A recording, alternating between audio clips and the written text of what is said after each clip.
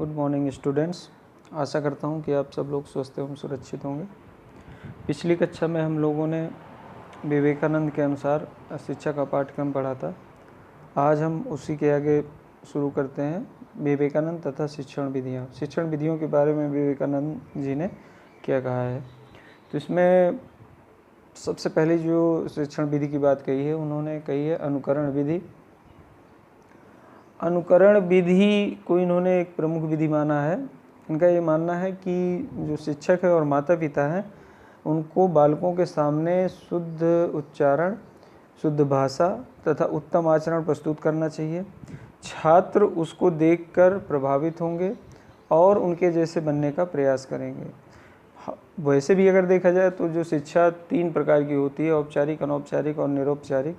तो उसमें से जो सबसे इम्पोर्टेंट शिक्षा होती है, जो हमारी लाइफ का मैक्सिमम पार्ट हम लोग सीखते हैं, वो अनौपचारिक शिक्षा से सीखते हैं।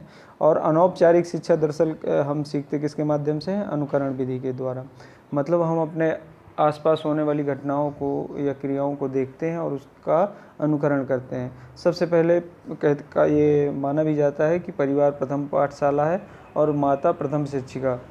तो जो सीखने की प्रक्रिया जो शुरू होती है, चाहे वो भाषा का विकास हो, चाहे वो अच्छी आदतों का विकास हो, तो वो सब कहाँ से सीखता है बालक? अनुकरण विधि द्वारा सीखता है, अपने परिवार में, फिर इसके बाद पास पड़ोस में, इसके बाद विद्यालय में आता है।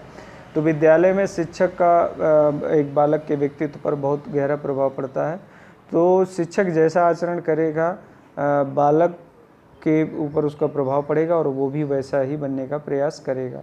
तो अगर हम ये देखें तो अनुकरण विधि को इन्होंने प्रमुख स्थान दिया है। इनका ये मानना है कि खेल कूद, व्यायाम, योगासन आदि को भी अनुकरण के द्वारा सिखाया जा सकता है। अब इसको आप ये समझो कि मतलब जैसे हम किसी भी प्रशिक्षक को देखते हैं तो वो क्या करता है, वो छात्रों के सम्मुख पहले खुद वो क्रिया करके दिखाता है। छात्र क्या करते हैं, उस क्रिया को देखते हैं और इसके बाद उसका अनुकरण करते हैं, वैसा ही करते हैं। अब इसको हम एक उदाहरण से समझते हैं कि जैसे यौगिक क्रियाएं हैं। तो यौगिक क्रियाएं मतलब कोई किताबें पढ़ के नहीं मतलब सीख सकता। उसमें क्या होगा, शिक्षक जो उनका योग गुरु होगा या जो शिक्षक होगा, वो यौगिक क्रियाएं करके छात्रों के सामने प्रस्तुत करेगा और छात्र उसको देखेंगे और उसका अनुकरण करेंगे।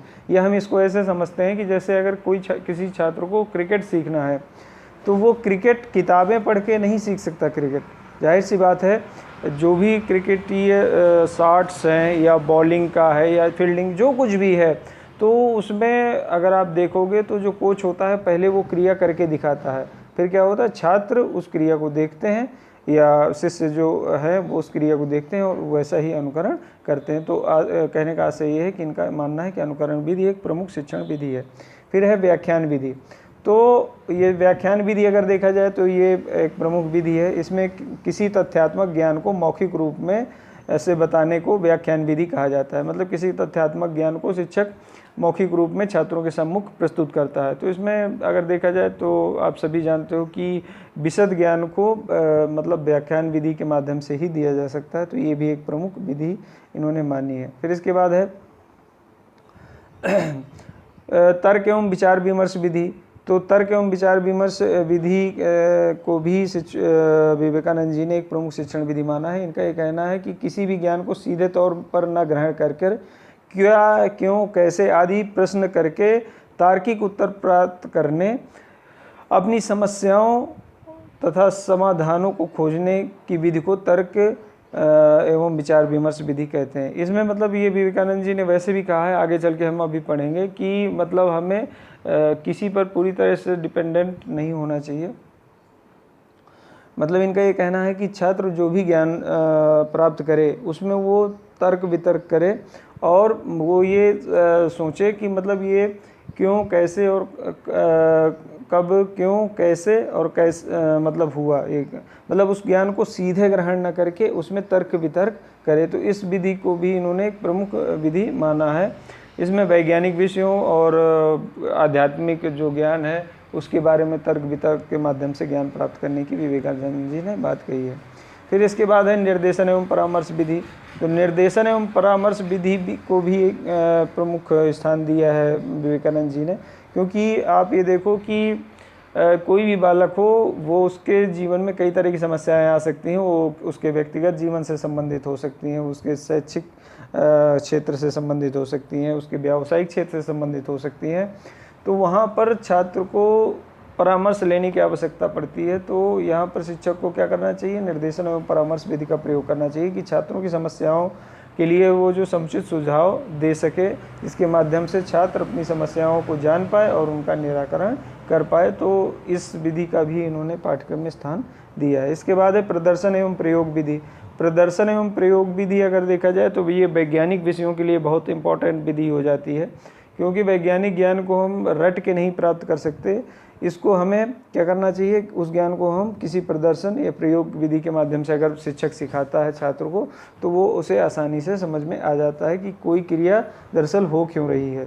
तो तार्किक ज्ञान जो होता है वो प्रदर्शन और प्रयोग विधि के द्वारा बच्चों को आसानी से समझाया जा सकता है। फिर इसके बाद है स्वाध्याय विधि।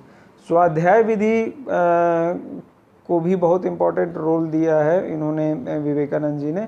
इनका ये मानना है कि बालक के जो बौद्धिक विकास होता है उसमें स्वाध्याय विधि का बहुत अहम योगदान है। प्रामाणिक ग्रंथों को स्वयं पढ़ना व समझना स्वाध्याय है।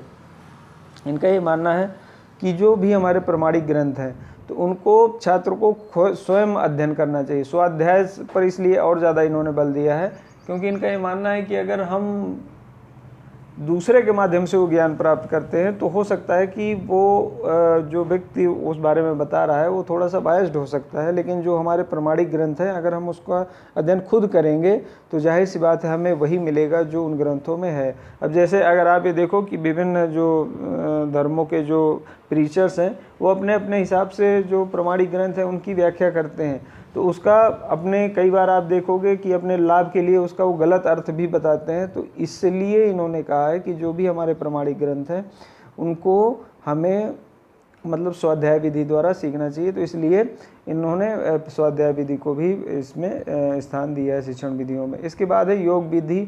तो योग विधि अगर आप देखो तो योग विधि क्या है, एक तरह से एकाग्रता विकसित करने के लिए है और ये भौतिक और आध्यात्मिक किसी भी ज्ञान को प्राप्त करने की सर्वोत्तम विधि है। योग विधि मतलब हम अपनी सारी ज्ञानेंद्रियों और कर्मेंद्रियों को एक जगह एकाग्र कर रहे हैं। तो अगर छात्र के अंदर योग की क्षमता विकसित हो जाएगी, यानी उसमें एकाग्रता की क्षमता विकसित हो जाएगी, तो वो चाहे भौतिक लक्ष्य हो चाहे आध्यात्मिक लक्ष्य हो उनको आसानी से प्राप्त कर पाएगा। तो ये कुछ प्रमुख शिक्षण विधियाँ थीं विवेकानंद जी के अनुसार।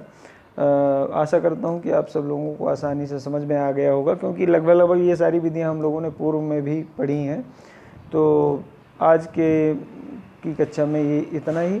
कल हम इसके आगे शिक्षक विद्यालय और पाठ्यक्रम के बारे में नहीं, शिक्षक विद्यालय और अनुशासन के बारे में विवेकानंद जी ने क्या कहा है उसका हम अध्ययन करेंगे। धन्यवाद।